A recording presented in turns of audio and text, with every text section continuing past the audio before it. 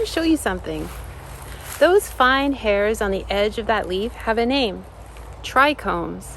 And what they taught me about sensitivity completely changed how I think about people who feel everything. If you've ever been told that you're too sensitive, that you feel things too deeply, that maybe you need to toughen up, stay with me, because nature, something I've observed in nature, says something about that. I'm a nature therapy guide, and I've been walking through forests like these for years. And a few years ago, in April, I noticed something very strange to me at the time. I noticed fine hairs catching the light, and so it was just natural for me to start taking photographs of them. I was curious. It turns out they have a name, trichomes, from the Greek word for hair. And what they do is so much more interesting than I expected. So here's what trichomes actually do. Before the leaf is fully developed, has developed its outer layer, the waxy coat, the permanent skin, the trichomes are doing that job entirely on their own. So this is a photo of mullein. Look at the leaves, every single surface covered in a dense, fine hair. A young leaf can invest up to 40% of its entire dry mass in that layer. 40%. That's more than it will ever spend on anything again. These fine hairs protect against frost, against wind, against too much sun hitting the tissue that's not ready for it yet. And they're also sensory.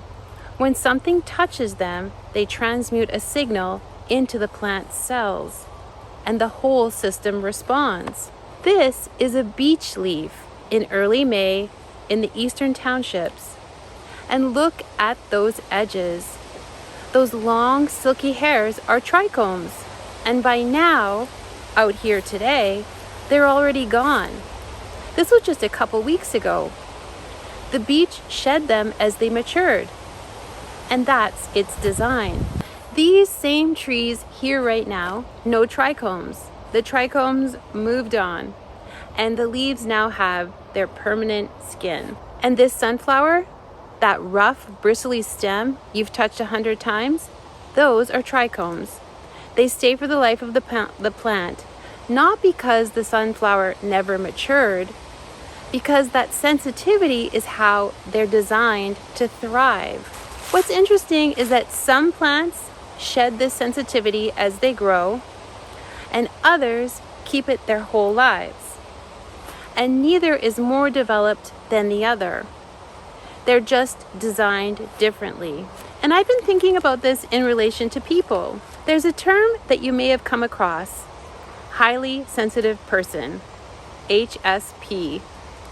It was coined by psychologist Elaine Aron in the 1990s, and it's been studied seriously ever since. Roughly 15 to 20% of the population has this trait. The nervous system processes sensory and emotional information more deeply than most. Not a disorder, not a diagnosis, a biological variation.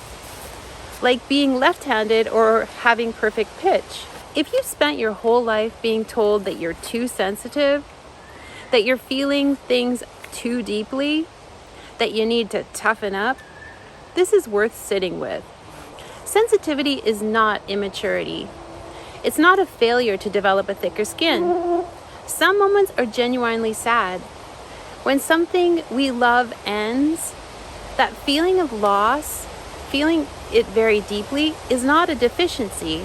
That's what love feels like on the way out. Sometimes being on the receiving end of someone's careless actions can create a flash of anger. That's not weakness. That's a signal that maybe you require more. For some people, like the plants that keep their trichomes, it's simply how they're designed to move through the world, feeling more, noticing more, picking up on what others just walk right past. The research calls it differential susceptibility. What it means in plain language is that sensitive people are more affected by their environments in both directions.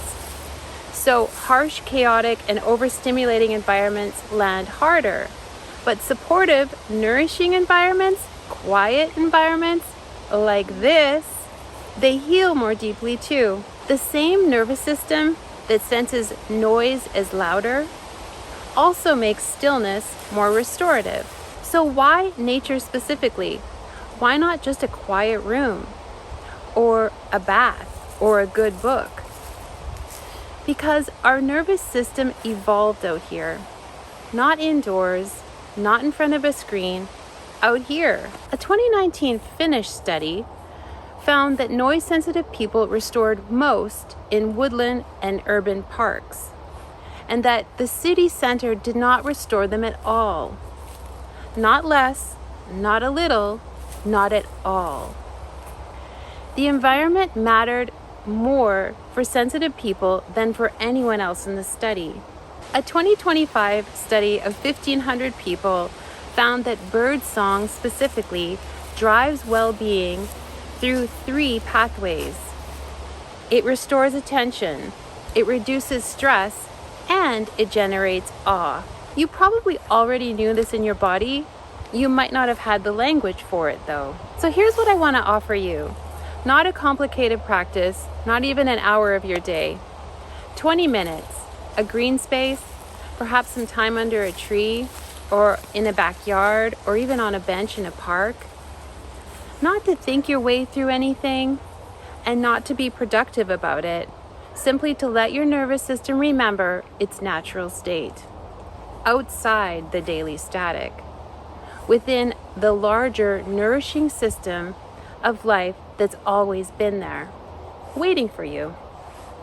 So start there and notice what happens when you turn the noise down. This is what I do every day, and this is what I built Sev around. I built something for exactly this. It's called Sev. It's a daily nature connection practice for people who are good at powering through, who have slowly lost the thread back to themselves. It includes 5 reflective questions, a few minutes outside, a feeling check-in that doesn't try to fix anything. It simply names what's already there. And it's a place to return to each day. If that sounds like something you need, the link is in the description below. And if you want to begin, even before you click away, I've made something. I made a short audio guide called Fresh and New. It's just a few minutes, a new leaf, and something worth knowing about what it means when you feel everything. The link is in the description below as well. And remember, the leaves that keep their sensitivity catch more light, and that's you.